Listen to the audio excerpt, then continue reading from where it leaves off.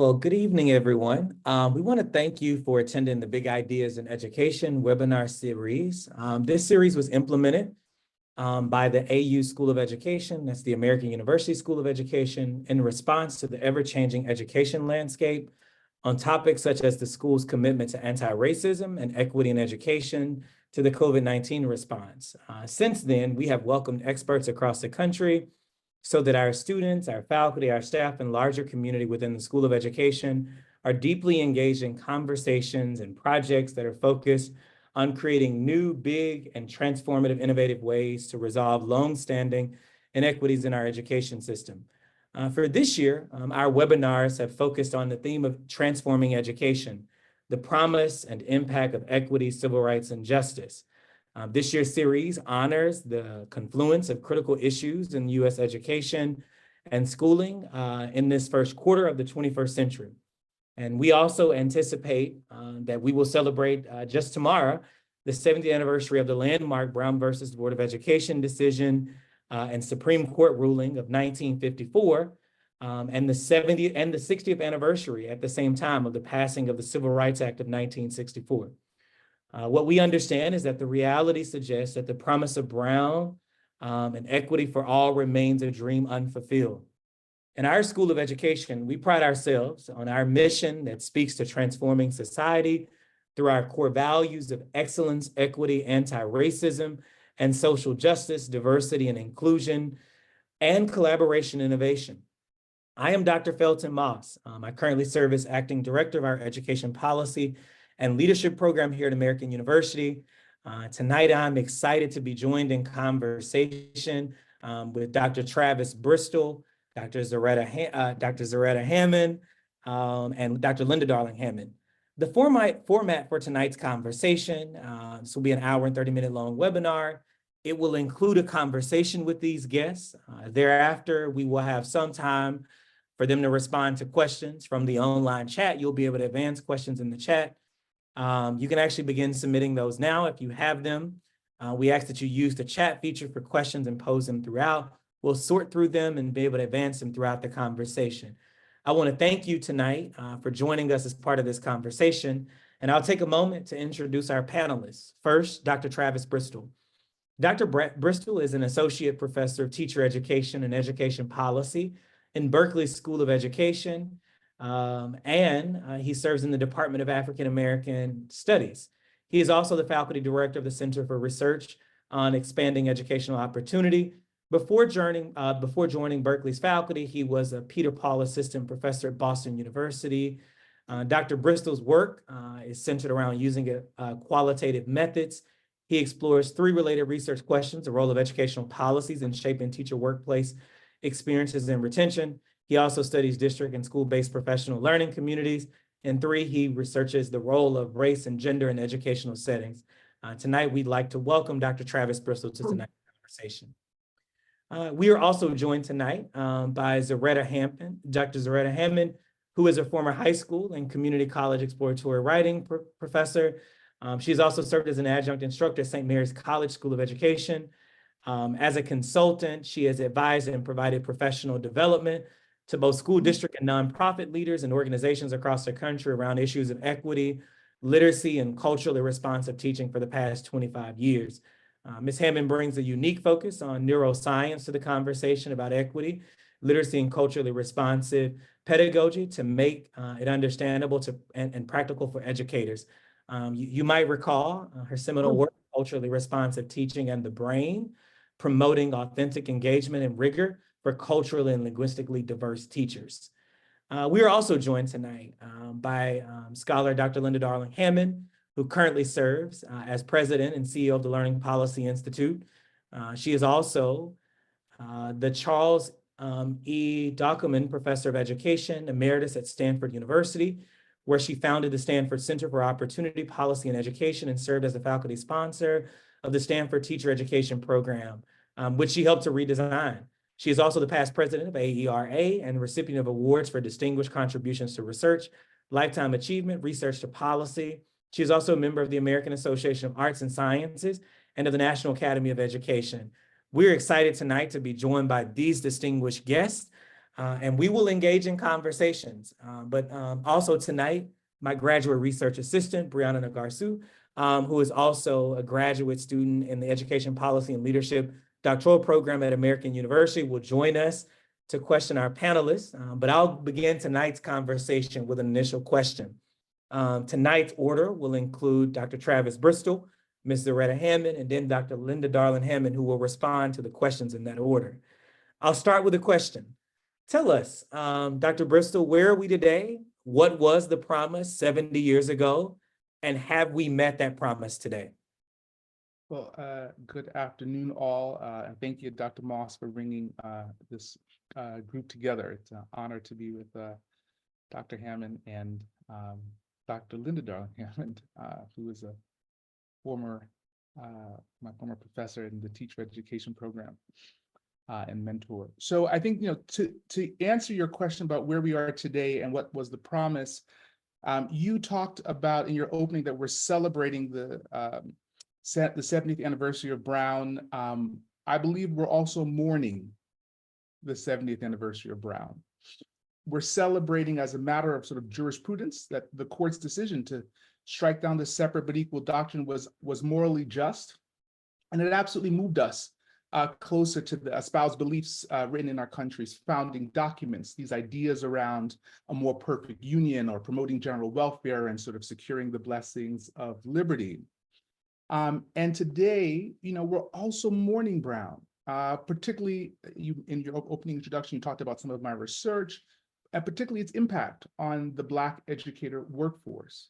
Historians like Vanessa Siddle Walker reminded us that before the Brown decision, Black teachers were, teaching rigorous curriculum, that they were maintaining high expectations, and they consistently reminded their Black students that they had an innate capacity to succeed. Leslie Fenwick, the former dean at Howard, very close to you all there at American, also documented that about a third of Black educators in the South, most of whom were principals, most Black men. We can talk about misogynoir maybe in a separate conversation, but about a third of Black educators in the South were fired after Brown, because as Black children were integrating into white schools, their Black teachers and principals did not follow them because school districts would not hire them, right? And Gloria Ladson Billings also reminds us that Black children needed equal schools, namely in the form of funding from states. And so the promise of Brown to me is also the promise of this American project. And that's an inclusive multi-ethno-racial democracy in which the government works actively to remove structural barriers to ensure that all persons have equal opportunity to move from the margins to the center. And so, 250 years after the founding of this country and 70 years post-Brown, I believe that we are still working to actualize both the promise of America and the promise of Brown.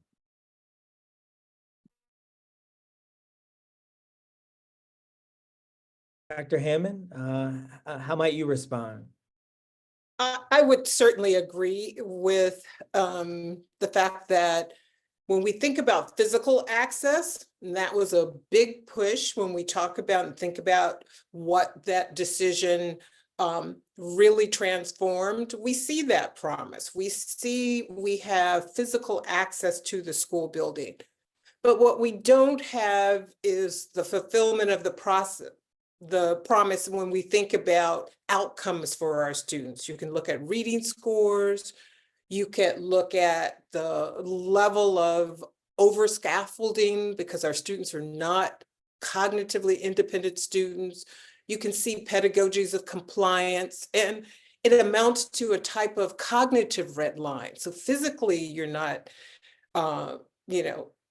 removed from a school setting, or you have access, but do you have access to rigorous content, rigorous teaching? Is it a humanizing experience where you are intellectually safe, that you feel psychologically safe, that it's a humanized environment? So I feel like that we have aspects of that, but we can't rest on those laurels. We see resegregation happening in the school building, and it's more around who actually is prepared to take the next level of coursework. You know, who's prepared for algebra? If you're not reading by third grade, it's unlikely you're going to take honors and AP courses down the road. Even with the policies that came after it, like detracking. But we see the same issues around instruction. And that's the piece that I think we still have a lot of work to do around when we really are thinking about fulfilling that promise of Brown. You know, I really appreciate you hitting at the instructional elements of this work. I'm curious to hear what Dr. Hammond has to say, Dr. Linda Darling Hammond has to say, particularly with respect to your role, Dr. Linda Darling Hammond, on the California State Board of Education. I'm curious how you might respond to this question as well. I may have to go get a lozenge. I'm getting over COVID and I'm just about to have a coughing attack. But why don't you continue and I'll be right back. We'll bring you right back into the conversation, Dr. Hammond, Dr. Linda Darling Hammond. I think that we'll also go to question number 2, which is, and both of you kind of touched on this a good bit in your response. You know, each of you in your own right have focused on policy change. Dr. Bristol, you have focused your policy change around how do we increase the share of diverse educators in our work. You, Zaretta, have focused on how do we ensure kids have access to high quality instruction. And so I'm curious for you to talk about what you see as critical education policy to really live out this promise of Brown. Dr. Bristol, I heard you talk a little bit about we're in mourning, right? We celebrate that the Supreme Court did do this work. And so as a result of our mourning, what are the kinds of critical education policy do we need today to truly live out that promise of Brown? Mm-hmm. Yeah.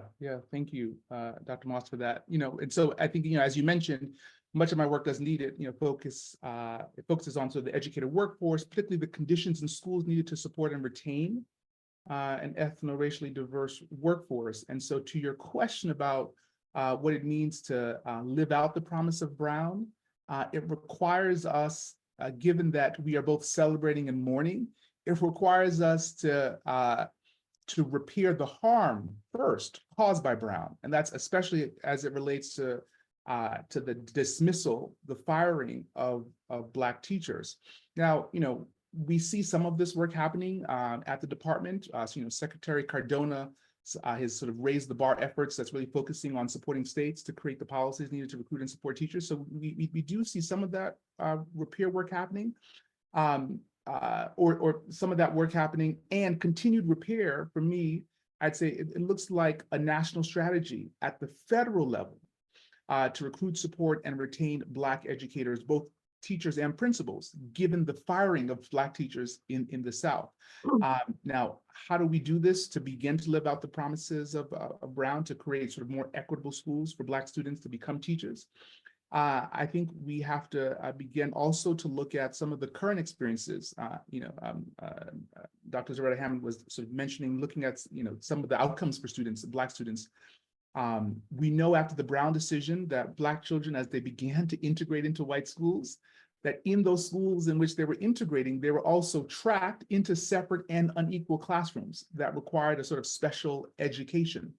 And so part of this living out the promise of Brown, I think also takes us back to some of what Chief Justice Warren said in the Brown decision. I had a chance to actually spend some time with this. So Justice Warren says in the Brown decision, in these days, it is doubtful that any child may reasonably be expected to succeed in life if he is denied the opportunity of an education. And currently in the United States, right, Black preschoolers, who are about 18% of the preschool population, account for about 40% of preschools. Living out the promise of Brown is, one, attending to the firing of Black teachers, but also creating opportunities for Black children today, if they want to potentially become teachers. And we can't do that if we begin to suspend them at the very moment that they begin school.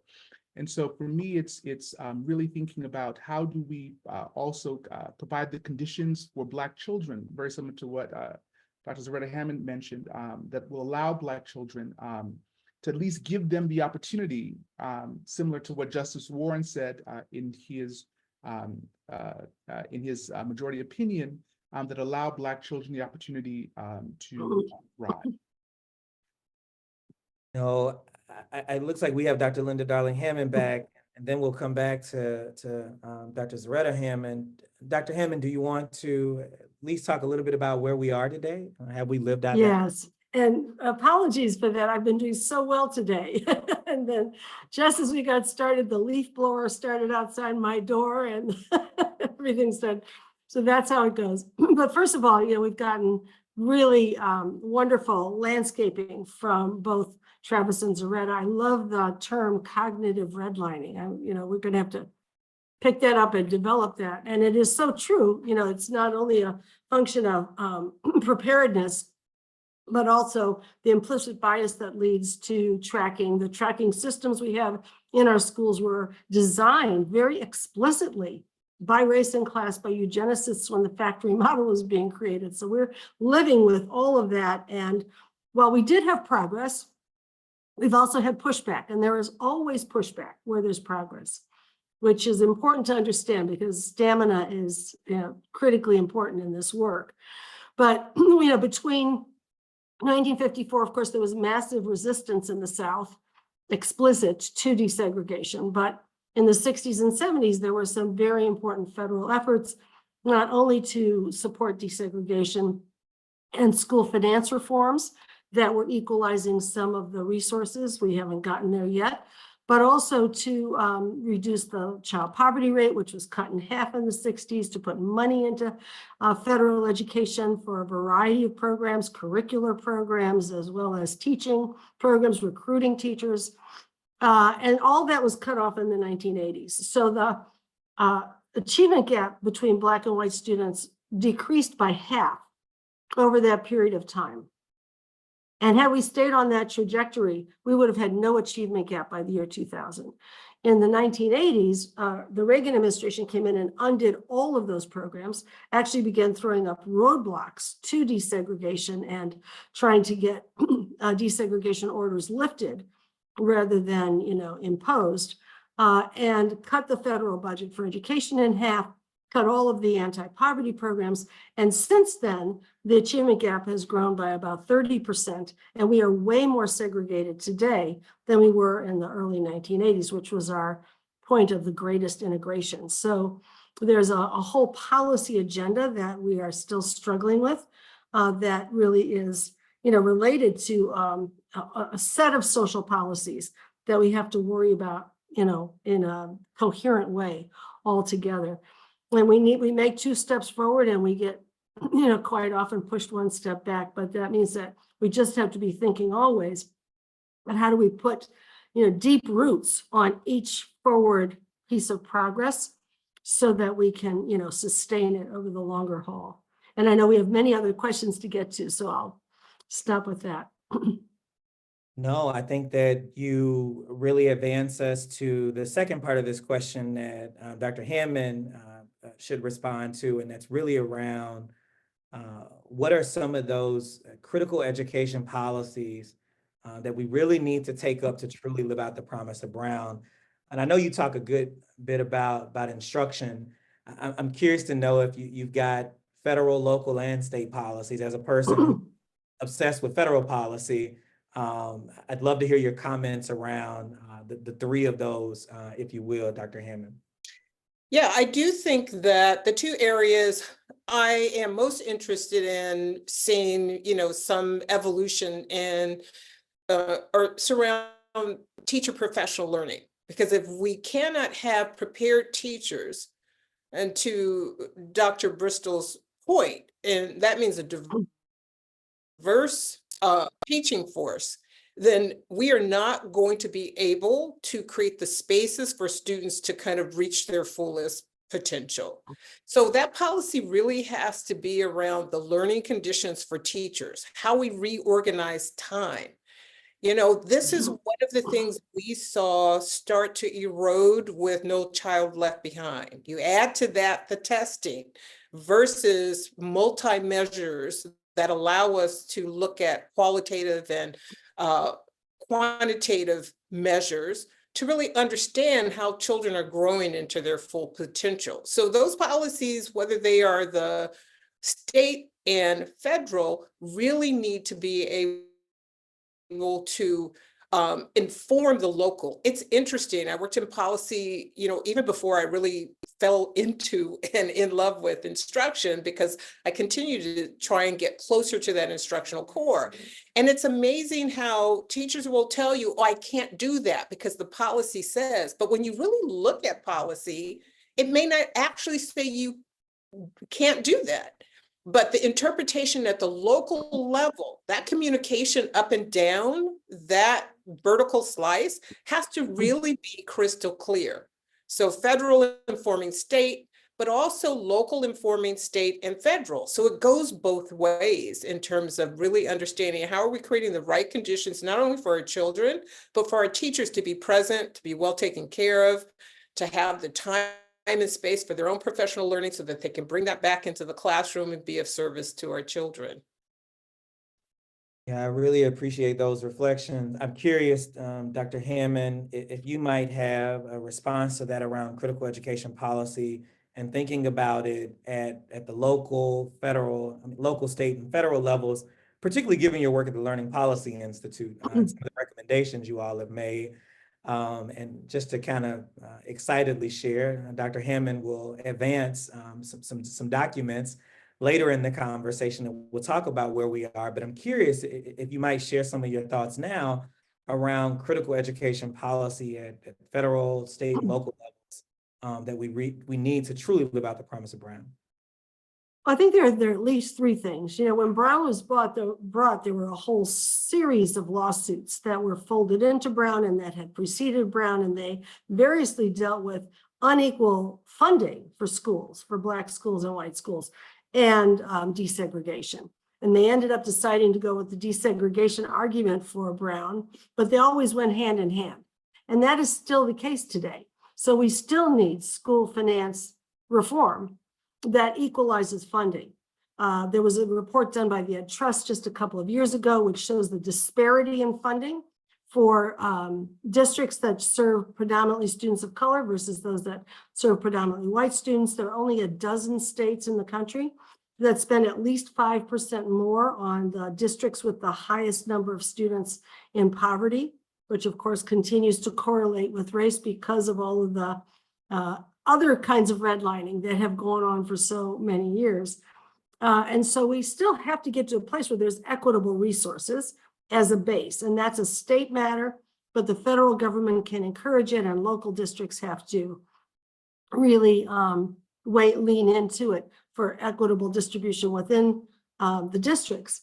The second thing is, as Travis and Zaretta have already said, you know, we need policies that allow us to have well-prepared, culturally responsive teachers in every classroom.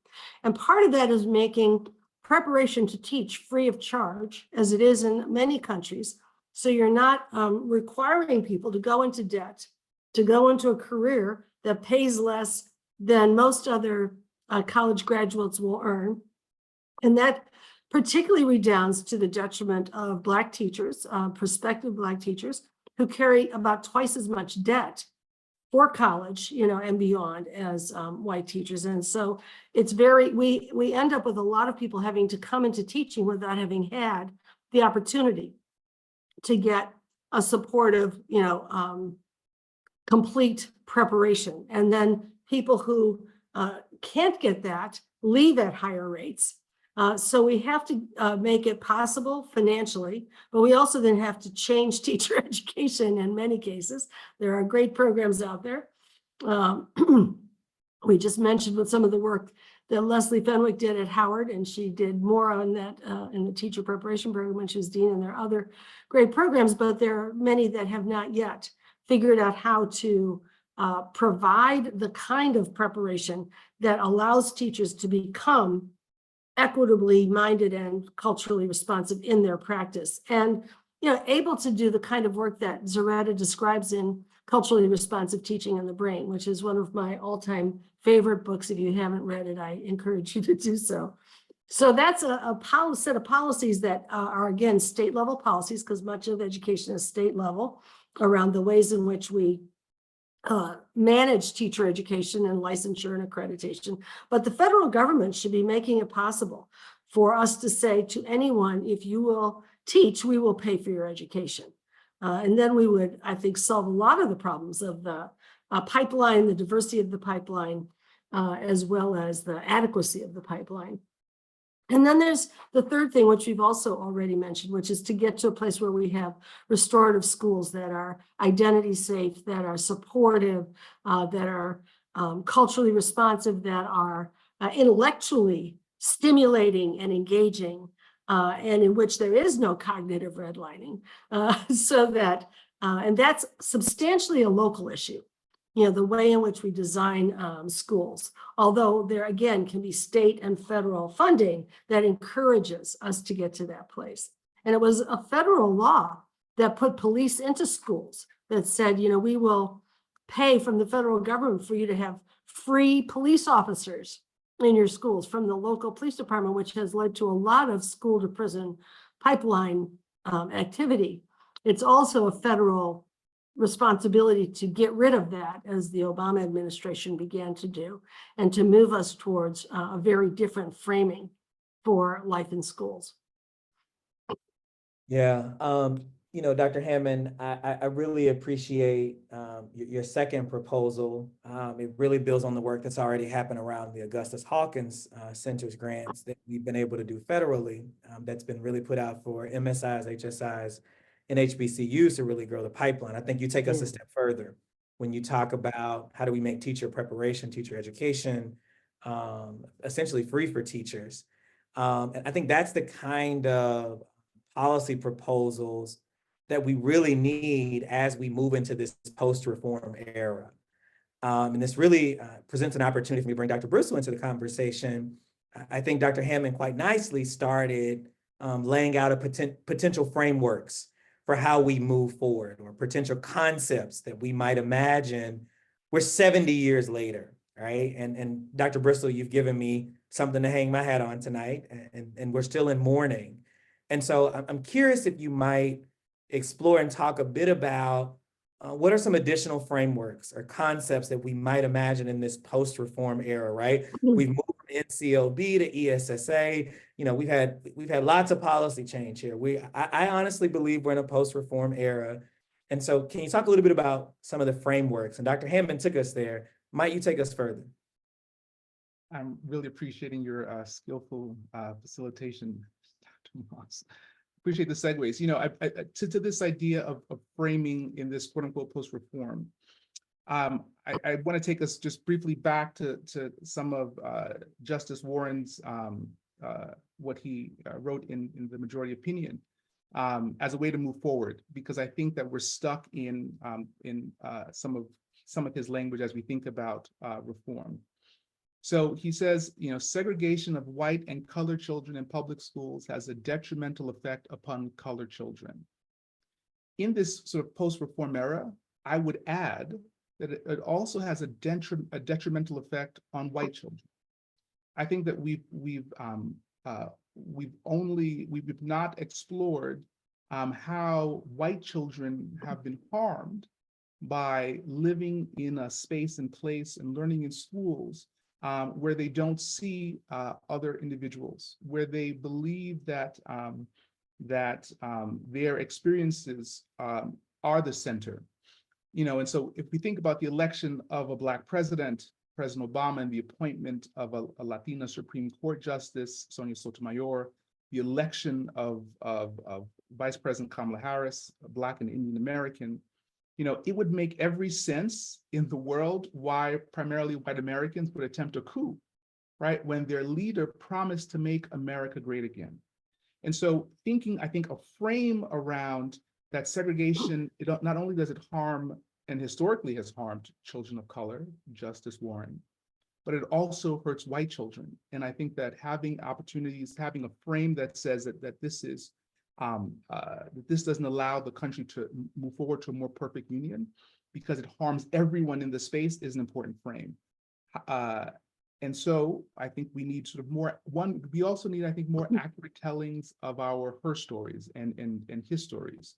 You know, I think to the point that Linda made, you know, we saw some of this pushback in, well, across the country, but in many states around an attempt to tell a more accurate her story or history. And I think that the telling of stories and the centering of having a more robust representation in K-12 curriculum allows white people and can help white people understand that they don't have to be at the center. And so when you have a Black president, a Latina Supreme Court justice, a Black and Indian vice president, that these experiences create less cognitive dissonance because they would have learned throughout their K-12 experiences that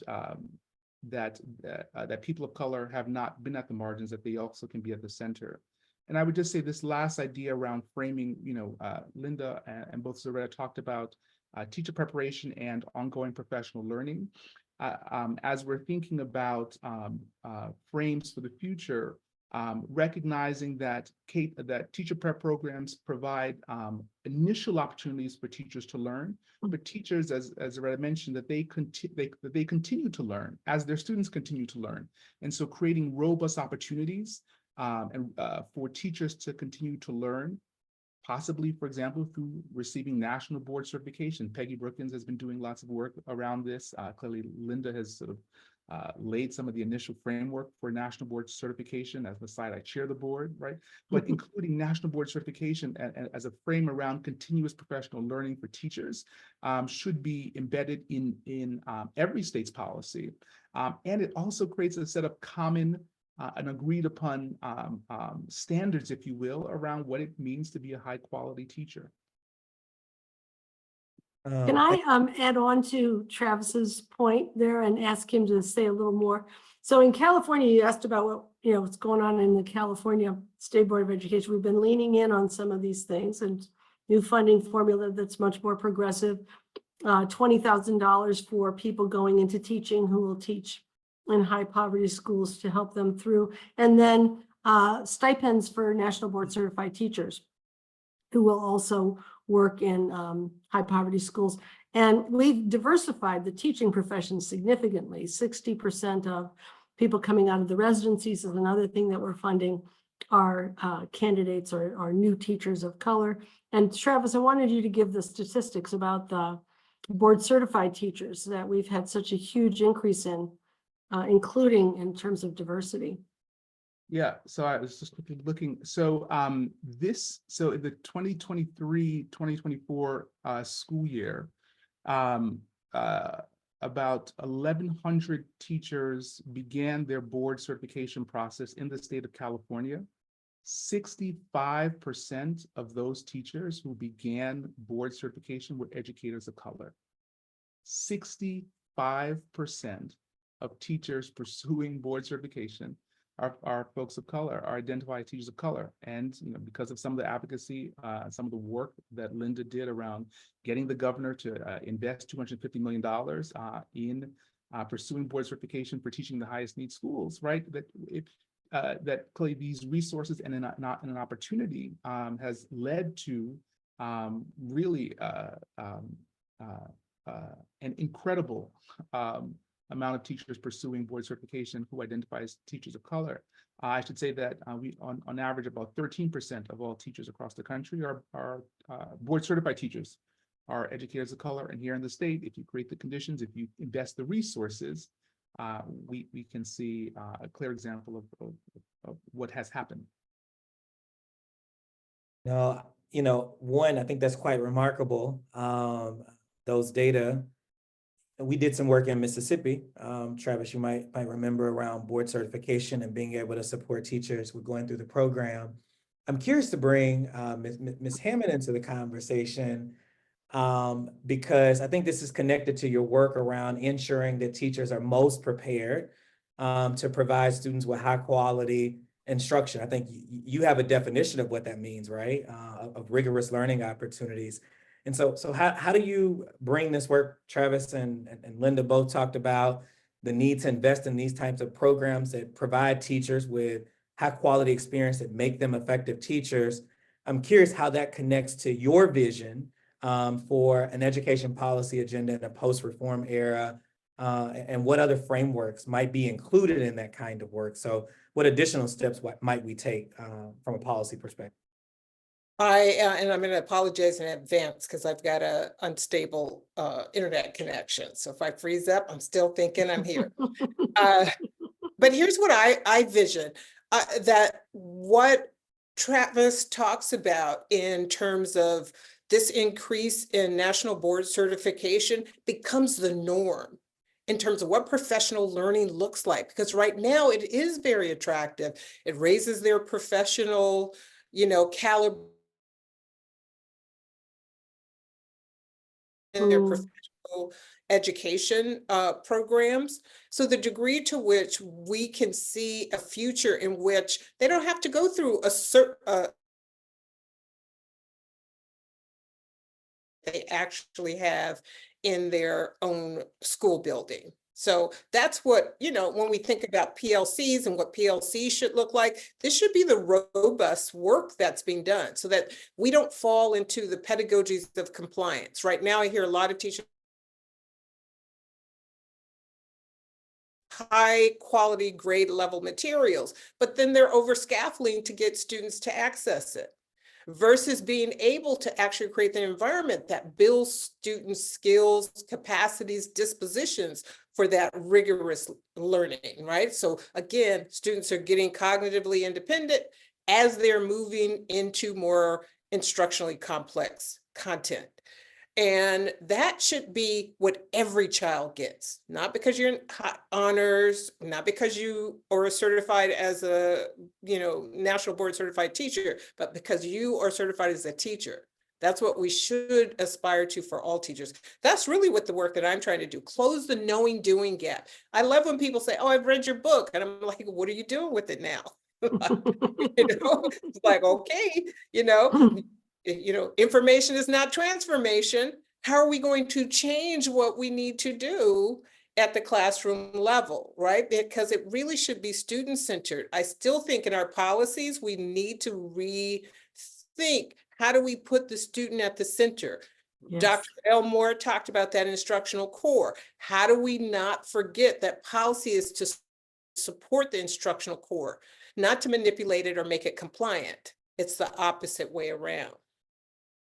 And that means that teachers have to learn how to know their students, how to then, sort of connect the student's experience to the curriculum rather than just marching through the, pacing guide and letting the dust fall where it may. And that's a particular kind of learning. I was thinking about your question about what kind of frameworks we might bring into this. I think of much of what Zaretta is writing about as rooted in what we're learning about the science of learning and development. The culturally responsive practice is really a way of understanding how the affective environment, the cognitive opportunities that occur there, and the connections and relationships that are part of that together produce the ability to excel. And that really, I think, needs to undergird the way we redesign schools. We're still working under the shackles of the factory model. And, the way in which we redesign our thinking about classrooms, about curriculum, around assessment. And I'm excited that we'll be able to work on a project on that in terms of educating teachers soon. And that, we may be able to figure out some of what allows teachers to learn to do that. Well, teachers often do this magical work of pulling all of that together. And we need to really figure out how to make that the norm. No, I just love this conversation. It's beautifully woven together, these brilliant minds. Travis, there is a question in the chat that I think it might be useful for us to entertain at this point. Someone wanted to know how many of those 65% of teachers of color that are recently board certified are actually Black men. I don't know if anybody else in this country is better certified to answer that, better prepared to answer that question. I'm not prepared to answer that, although I just, but that's a great question. Actually, as I saw it and I shot a note over to the folks at the National Board to actually find that out.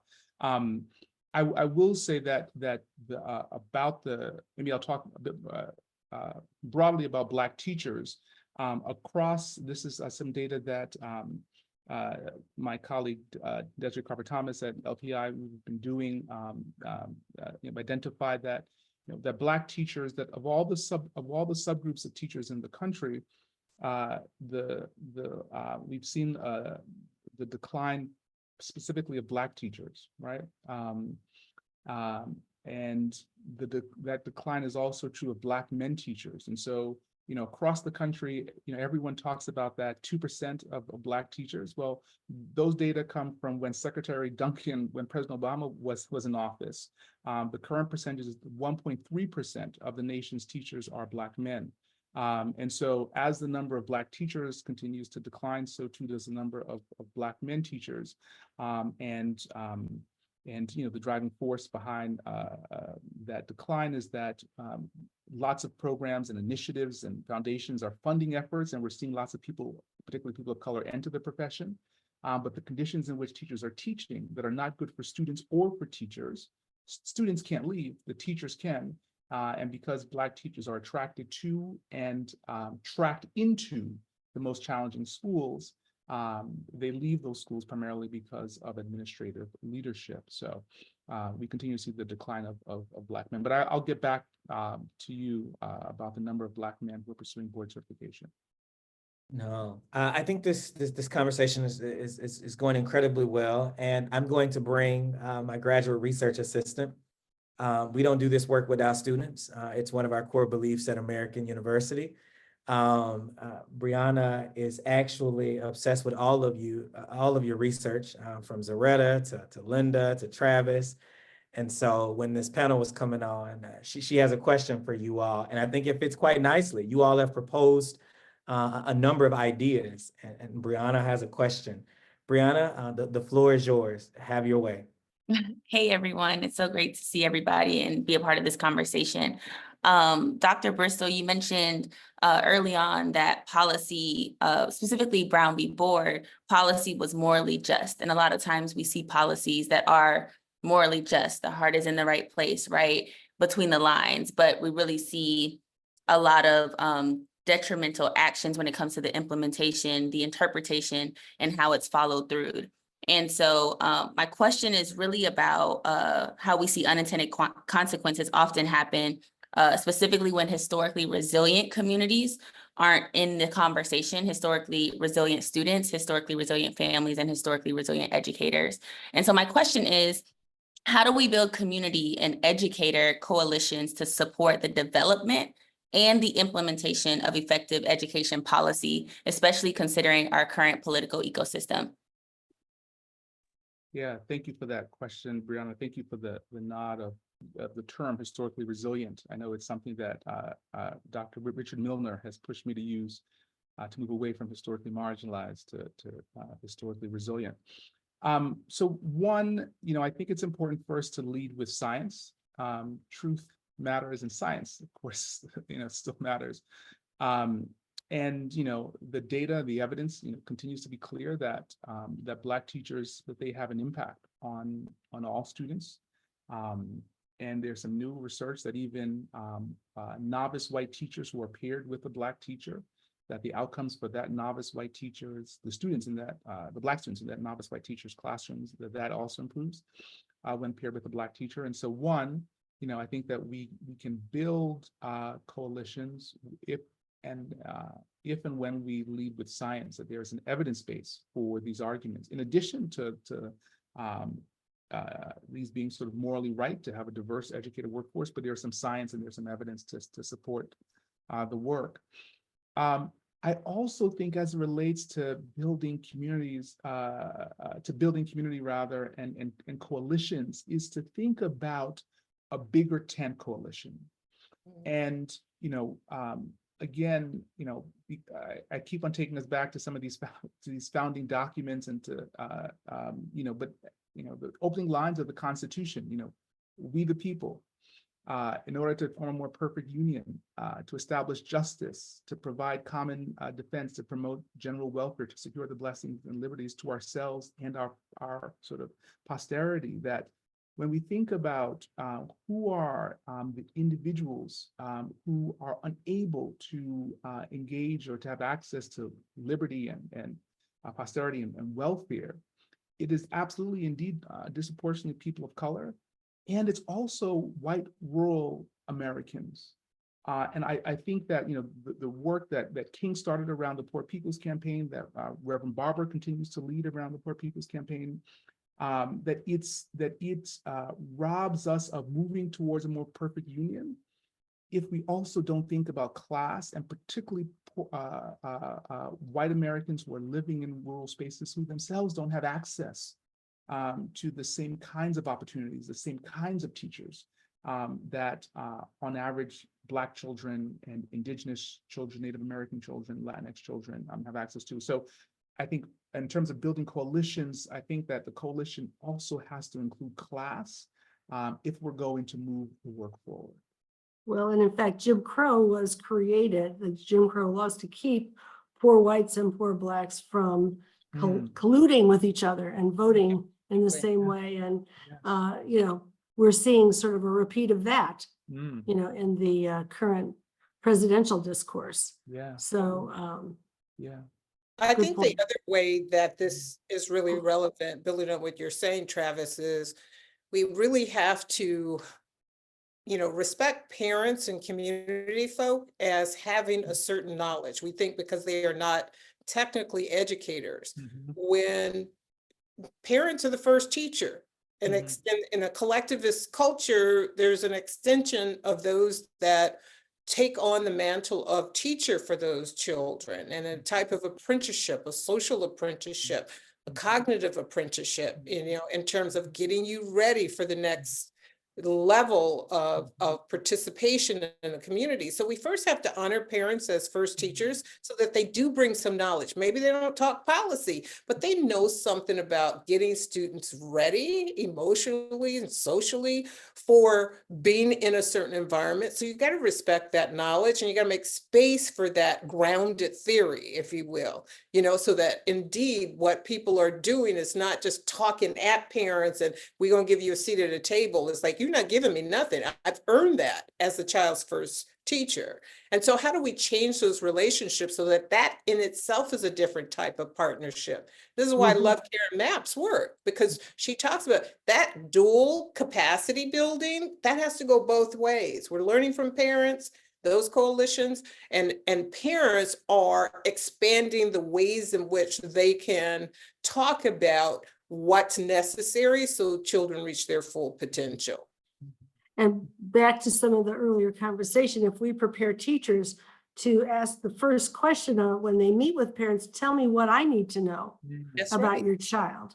It's a whole different frame than let me get out my grade book and tell you what is, you know, how many zeros are there or whatever, you know, and helping teachers learn how to learn from parents and with parents. I'm muted, and so I got so excited I didn't unmute myself. And the whole idea that there has to be some type of cultural humility, intellectual, you know, humility. You know, I had grandparents who were barely literate. I remember my grandmother learning to sign her name. She came from rural Louisiana out to California and San Francisco in 1940. And in her 70s, I remember her doing that. She went to the 3rd grade. My grandfather was a longshoreman, was semi-literate, and had only gone to the 6th grade. But they had mother wit. They knew some stuff. It was, you know, you had to be able to get through, as you say, Travis, the idea about class being like, oh, you're not learned enough. You know some stuff. And how do we respect that? So have humility when we're talking to parents or grandparents or whoever that extended community of caregivers are that are showing up at the school.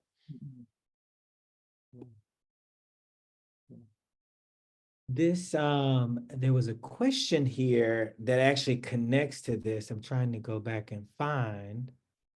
Carlos, actually one of our, Brianna, I'm sorry. Do you have a follow-up question? I got too excited. I want to make sure you're good.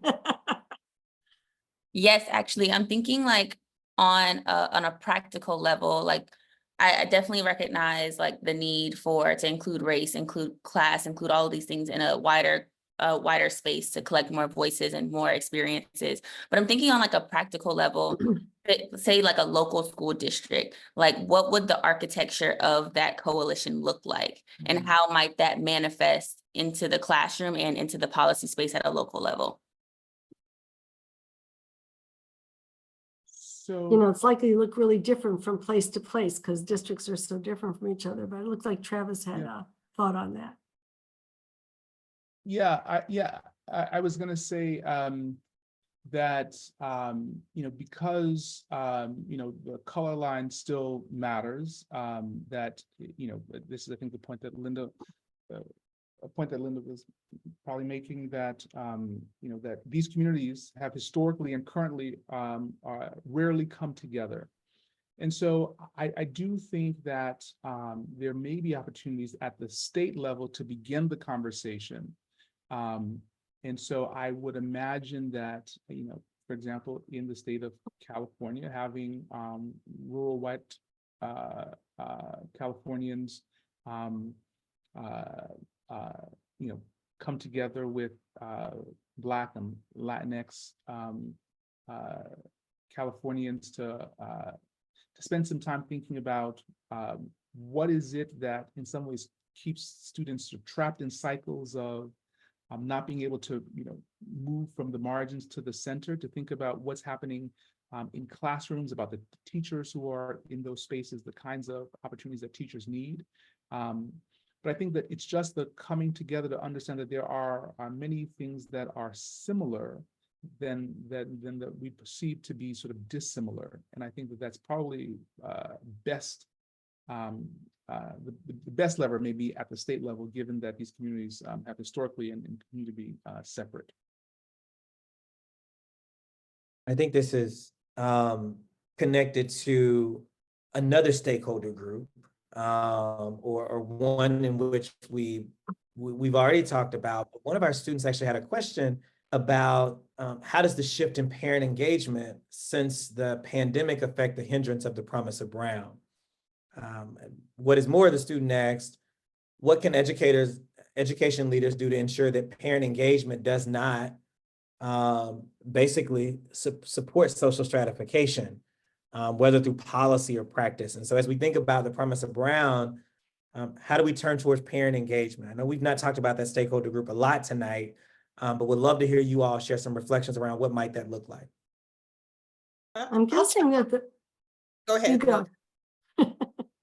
You go. What I was thinking is, we did the 21st Century School policy model funding, and we really haven't maximized it. I really think there's a model to build on, in which, again, we are reimagining the school is not just something that's open from 8 in the morning and it's going to close down at 3. It really has to become that community center, the heartbeat of that community that expands how we're thinking about teacher and parent partnership. And that engagement has to be using that for a variety of adult purposes too. And so I really wish we could leverage what we already have in place and we're just underutilizing versus, we got to go out and now recreate the wheel. Right. Yeah. And so there are some good things that are happening, and we really just all need to kind of pull it out and see, what is the research telling us? And is that the right response at that local level? So every local community needs to say, this is what we should have to serve our community versus here's the prescription. You have to do it this way, right? It should be customized to that local need. And that's exactly what I was going to talk about, is the community schools movement. In California, we've got 2,000 community schools funded, where you have to do a needs assessment and invite the community in, and it's going to be different in every community, but it is absolutely grounded in the sort of needs and assets of the community and the engagement of families and community members in, in sort of a 24/7 approach to the school as the hub of the community. Maryland, New York, New Mexico, a number of other states are really launching this kind of initiative. So I do think that there's a path, just as Zaretta described. What Yeah. I would, what Go I ahead, would add, Travis. what I would add is, so Conrad Gist and I, about 2 years ago, co-edited this handbook on teachers of color and Indigenous teachers. And we've been doing these statewide in-person convenings. We did a statewide convening in Texas. We did one in California. And 2 weeks ago, we're in New York. And part of the exercise, this convening, was to actually engage groups that historically aren't present in sort of education research spaces. And so parents was, that parent group was one particular group. The first thing we realized that we needed to do was, in order to get parents to come, we had to set the conditions to get the parents to come, right? And so we had to engage in doing things like paying for childcare and paying for transportation. And so we did that, and we had parents come. And then what we also realized that we needed to do as education researchers is we had to move away from jargon so that parents could engage in the ideas that of course they've understood,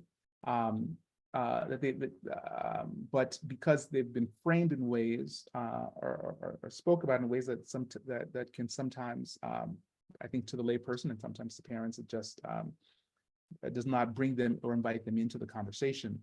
And then, so when we ask parents, what are some of the things that they want? How can we engage you more? I mean, some of the things that parents said was that, they want support around how to engage school boards and how to increase voter registration. And, as education researchers, our training and that's not necessarily what we know how to do, but having parents say that we recognize that we don't know how, that we recognize that decisions are made at the school board level. This was particularly in Texas, this conversation. So I think the conversation is varied by state.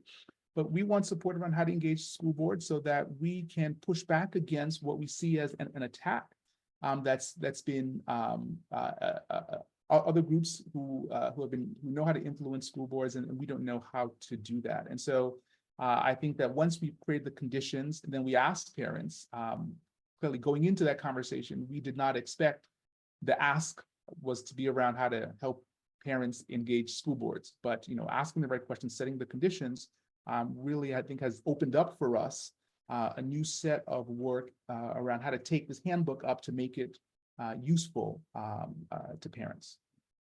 Well, and just piggybacking on that, that's the whole 21st century school model, right? You are going to be responsive to what parents need. And we just talked about coalitions. There are parent groups and advocacy groups that are doing civic engagement, that are doing a variety of those things. So we don't need to say, oh, we as a school have to know how to do that. We just have to make this environment conducive so people can use that building. So there's the opportunity for people to get this training. Parents can train other parents. I know in California, that really was a big push, building, a funding pipeline for parent advocacy groups to get started, and each one teach one. Parents, how do you get parents in that building? You go have another parent get them, like come on up, like, the Selma, bus boycott. We got the cars together, we got, we squatted up and we got on over there. And we've got to do a kind of a similar kind of grassroots, right? This is community organizing 101. We can do that in the service of making sure our schools become community centers. I'm curious to hear if Dr. Linda Darling-Hammond has any thoughts on Dr. Bristol's comments around parent engagement with school boards. You might imagine Moms for Liberty and some other groups. I don't have to make it up. I have a vivid image. So I'd love for you to share little reflections there, if you're willing to do so, Dr. Darling-Hammond. Well, I mean, unfortunately, we have a very polarized and polarizing environment right now. And, part of the question is how people can fight it out. I mean, how they can actually contend around these ideas. And I think we started out with that felt need, right?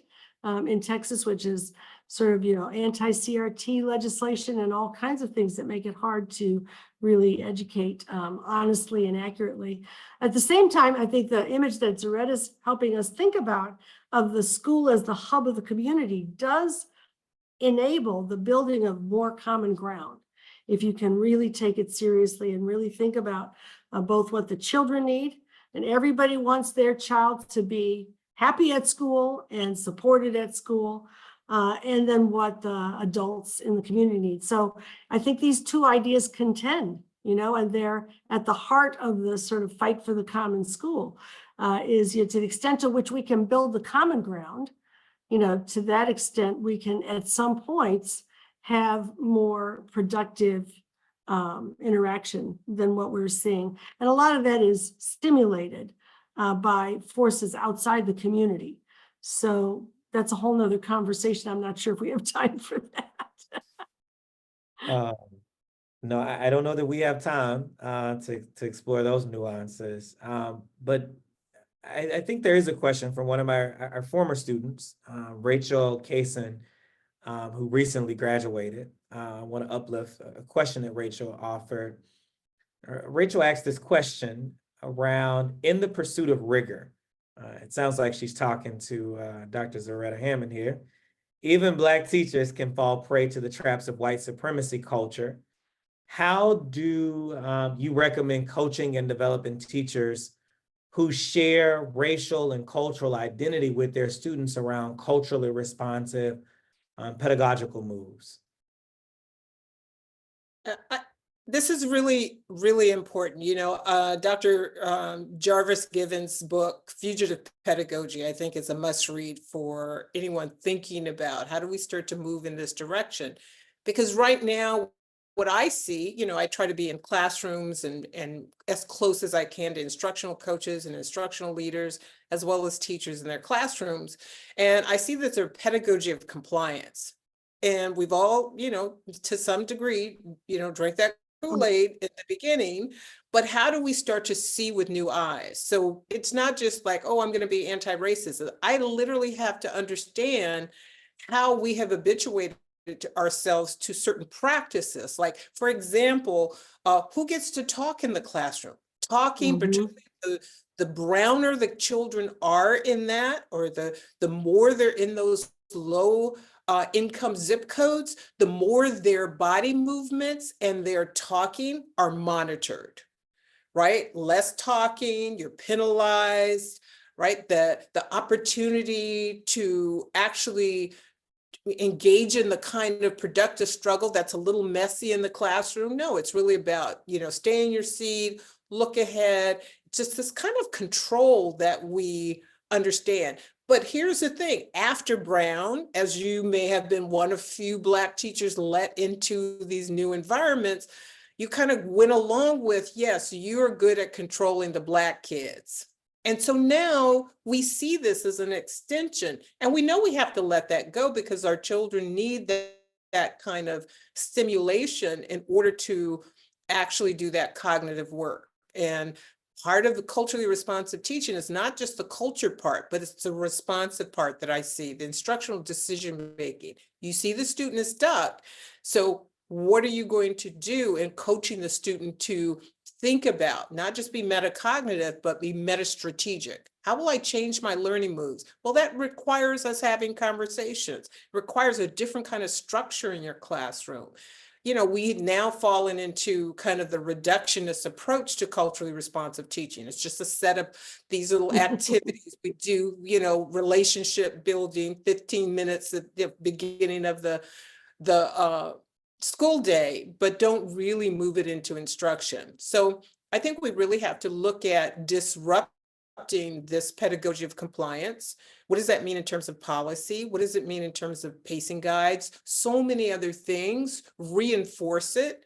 And even the science of learning has been weaponized in ways that now we're just talking about brain breaks, and you can still see the children aren't reading. So we really do have to, rethink how we're leveraging and talking about culturally responsive teaching and rigor, right? It's not rigorous if you're over scaffolding. When you stop scaffolding, can the student do it independently? That's the litmus test for that.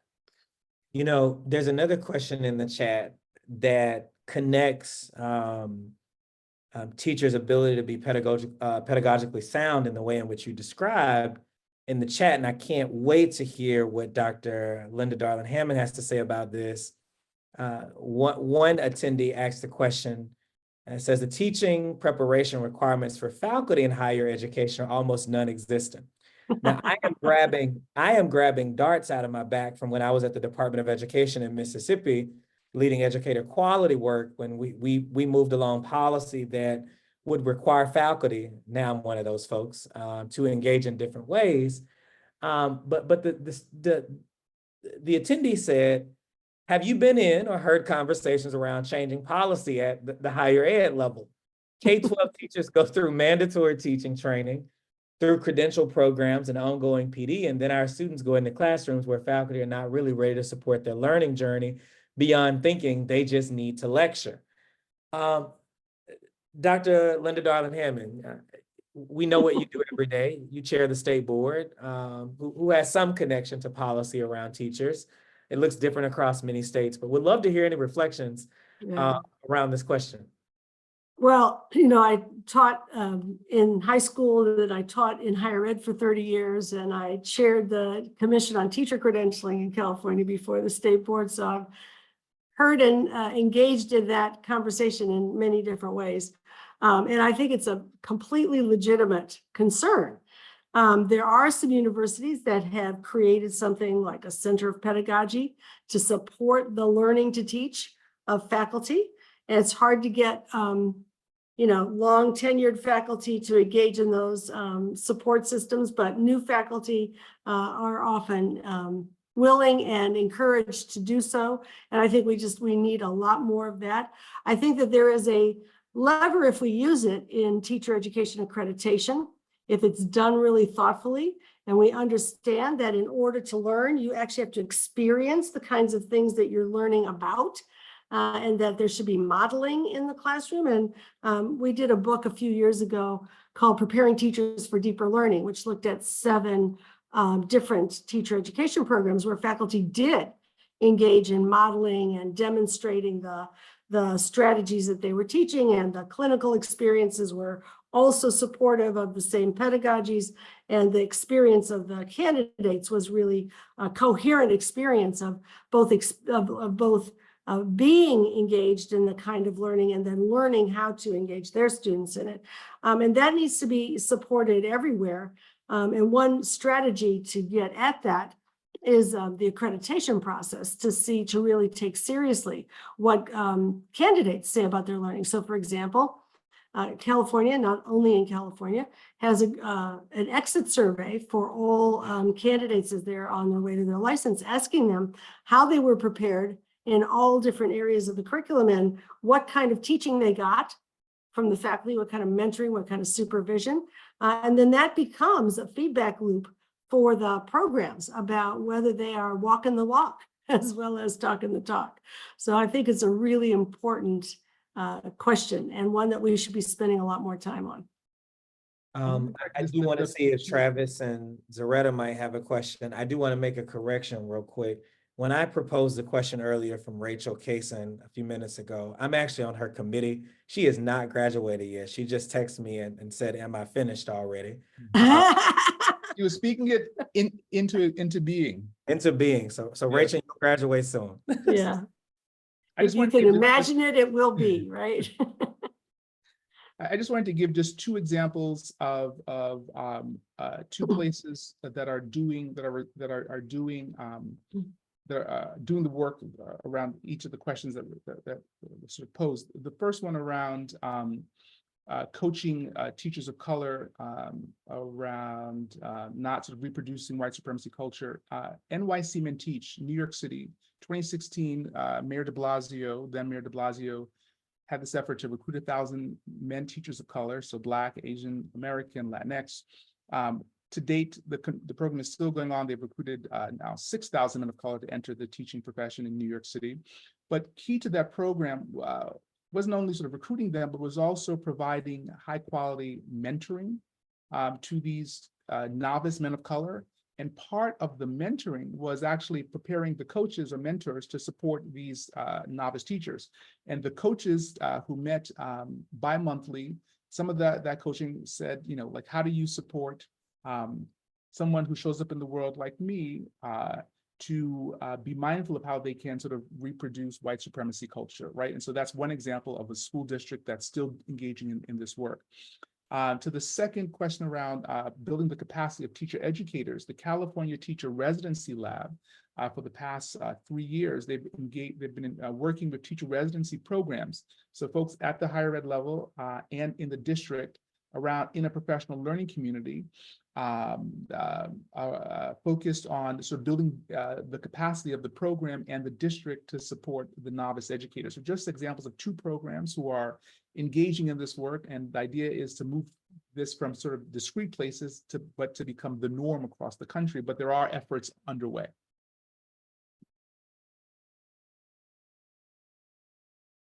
Dr. Hammond, you want to jump in on these requirements for faculty or any way? I'm sure you might have some thoughts before I ask another question. I'm going to leave it there. That was brilliant. I've got another question in the chat. You know, a couple of folks have mod up this notion of this conversation earlier where we were moving to a more positive moniker around historically resilient as opposed to marginalized communities. I think it's worthy to have this conversation as we, you know, folks on this call are advancing research and advancing practice in certain ways, and the way in which we talk about our work is so important. Someone said, I think it's more important to refer to these communities as disinvested communities, where public policy has converged to divert resources away from poor communities and communities of color. Voting for people who understand their oaths to provide for the safety, health, and welfare of all people, and participating in the public discourse at every level is critical to securing the kind of policy and investment that we need to move our communities forward. I think this is largely connected to this conversation of moving forward, but someone has introduced new jargon here and said disinvested communities, not necessarily historically resilient, but would love for you all to kind of reflect on, one, the ways in which we navigate this jargon in our research so that we write about it in ways that are affirming and respectful to what has actually happened in communities. Just curious if you all might reflect a little bit about the choices we make and how we write and talk about disinvested communities, historically resilient, underrepresented communities, the ways in which we make choices. Both things can be true, right? Absolutely. Absolutely. And here's because the the thing. historical disinvestment from redlining and all of that, you know, has enabled people to, I mean, has required people to become historically resilient, but both are true. Go ahead, Zaretta. And I was just going to build on that by saying we have multiple identities. It is still true in terms of who the groups are. They have resilience. They have that stamina. They have been divested in. And yet and still, it doesn't mean that they can only be one thing. The idea that we would want to make them one thing is it's an extension of the way white supremacy culture morphs to kind of make it, you know, a little more palatable to keep talking about this marginalization. So rather than seeing that, yes, there's been marginalization and divesting in those communities, but those communities also have stamina, they're resilient, they find a way when there ain't no way. I mean, all these things can be true. And it really is the same as when an individual has multiple identities, right? I can be a parent, I can be a teacher, I can be a whatever, but all these things can coexist. So I think we have to see it for what it is, which is part of trying to put us in a container and continue these narratives about who we are. And just as, you know, I remember working at a policy education commission of the states. I was a policy analyst for 5 or 6 years. And I remember when the term African American was starting to be used, and my white boss said, "Oh, that's never going to catch on." And I tell you, my head turned around like it was The Exorcist. And I was like, who do you get to say what we're calling ourselves today? My grandmother still called us colored, come on. And she wasn't wrong. That's what she knew, right? I grew up at a time when Black was beautiful and I was a Black person, and that wasn't a pejorative for her. It's complicated, but it still does not ignore that we come with something, and that, yes, we've been under-resourced. Those two things are true. No, I appreciate this conversation. I often tell my students when we get into this debate around jargon, it's just the way in which whiteness has done its work on us that would like for us to debate the use of these different words. And so we're not going to allow white supremacy culture to box us in with our language and our jargon. We're going to use it all because, as Dr. Linda Darling Hammond says, both can be true. And a third thing can be true as well. I think we've had a good time here tonight. I do want to extend an opportunity for you all to close your sermons. See what conversation. Listen, Pentecostal pedagogy. Chris Emden would appreciate me tonight. I'm a Pentecostal at heart, and so I think every good sermon needs a close. And so I'd love for you all just to share your final comments and thoughts as we walk away from this conversation tonight. I've indeed had a good time with you all. We'll start with Dr. Bristol and then work our way to Dr. Hammond and then Dr. Linda Darling Hammond, and then we'll make our way out of here tonight. So I think it's important, for me, I think, and for us, right, to go back to some of these sort of quote unquote founding documents, recognizing that imperfect men wrote these documents, but there are some really central ideas around that everyone has the right towards to live out life, liberty, and the pursuit of happiness. That part of forming this perfect union is having one's general welfare taken care of, blessings of liberty, and the question for me becomes, given that these sort of quote unquote founding documents were written by imperfect men, but there are some truths, and as we look at those documents, we can ask ourselves, how do we become move towards a more perfect union? What are the groups that are still stuck at the margins? And given that we can agree around some of the founding documents, what can we do to move individuals who are at the margins closer to the center? What can we do to ensure that we create the conditions where everyone has the ability to access life, liberty, and the pursuit of happiness? And so for me, that becomes the work, that becomes the North Star, and that becomes what it means to not only fulfill the promise of Brown, but also the promise of this American project.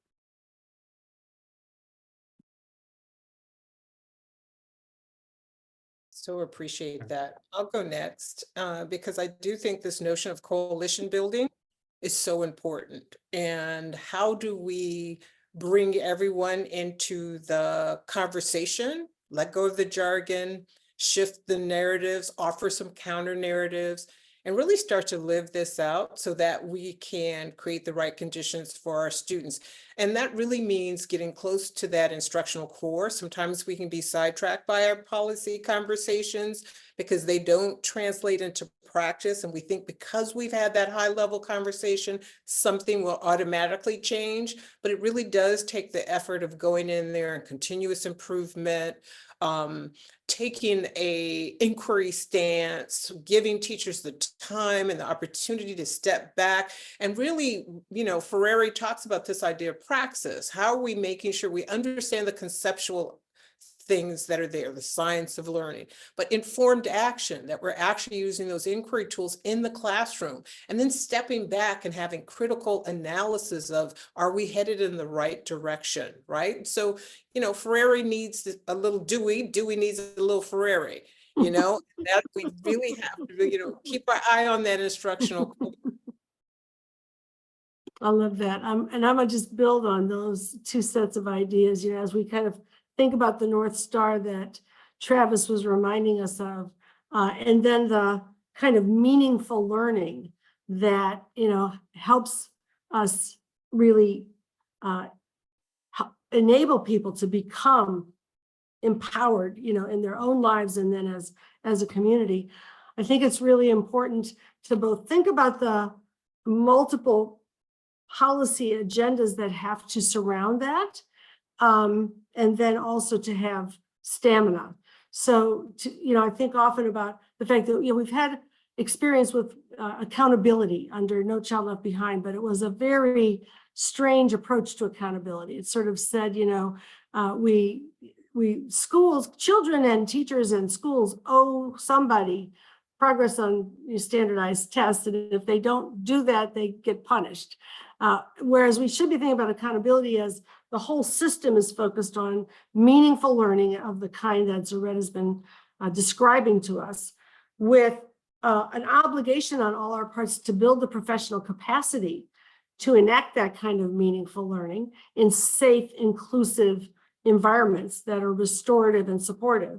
And then we owe schools and communities the resource equity to invest in and enable those kinds of learning to go on. And I think when we sort of turn that on its head and work on a coherent policy agenda, it allows us to make steps in that direction. But we have to continue to understand that this is going to be a process, and it's not going to be overnight accomplished. There's always this sort of presumption in the media that there's like one thing you can do, like what's the silver bullet? What's the one thing we can do? And the answer is we have to do all of those things, and we have to do them over and over again. And we have to do them as a community in collaboration and be resilient. So back to the historically resilient, that is, the ticket in the long run around a vision for where we want our communities to be and our children to learn. So again, it's been great to be with you all tonight. I do think we have two things we want to announce tonight, and Dr. Linda Darling-Hammond will do those before we head out. There's an upcoming conference, and then there's a set of documents that a couple of folks on this call tonight have authored. And so you all are getting early access, thanks to Dr. Linda Darling-Hammond, to some amazing stuff that's coming out tomorrow, which marks the 70th anniversary of Brown versus Board of Ed. Dr. Hammond, do you want to make those two announcements? I put them in the Sure, chat. and I'm going to share my screen and just show the really quickly the program, which includes a lot of the authors. So we have a set of papers that are coming out on the anniversary of Brown, sponsored by the Spencer Foundation, authored by Travis Bristol and Desiree Carver-Thomas and Gloria Latson-Billings and Carol Lee and Kemp McGuire and Gary Orfield and Rucker Johnson, and a lot of our, most prolific authors, Naila Nasir, who has been co-leading that effort with me, Pedro Noguera with his son Joaquin, myself with my son Sean Darling-Hammond, and most of those are going to be presented at a conference next week, sponsored by the California Association of African American Superintendents and Administrators, the National Coalition for Educational Equity, and a number of other groups. And this is the conference flyer, and I think you're going to put the links into the chat. Is that right, Dr. Moss? Absolutely. So that people can find that. And if they want to, if they're in Washington, D.C., they can sign up for the conference. And if they want to attend online, there's also a way to register for online. And it's really, where are we? Brown at 70, and where do we need to go?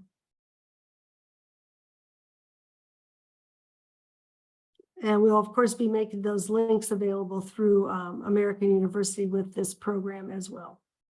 Yep, we will get them submitted out too. And Dr. Hammond, the team sent over a link that would provide folks with an early view of the papers. And so you should see that in the chat as well. So you've got it. You actually have a slight discount code for registering for the conference that's been provided by the team. But it has indeed been a privilege to have all of you tonight. We will email this out as well. Our comms team will email this out to folks. We always post a recording of these. You can find all of our Big Idea series online. Thanks to Bonnie Berry and Lumumba, who work here at American University. But we want to thank each of you for joining us tonight. It has been a plum-pleasing pleasure. The English teacher in me has to use an alliteration on the way out. I hope you enjoy your night. And tomorrow marks the 70th anniversary of Brown versus Board of Education. As we celebrate and mourn tomorrow, I hope you will think about the legacy of this historic decision and think about the ways in which you might offer yourself up for leadership to deliver on the promise of Brown. Thank you all for being here tonight, and we'll see you soon.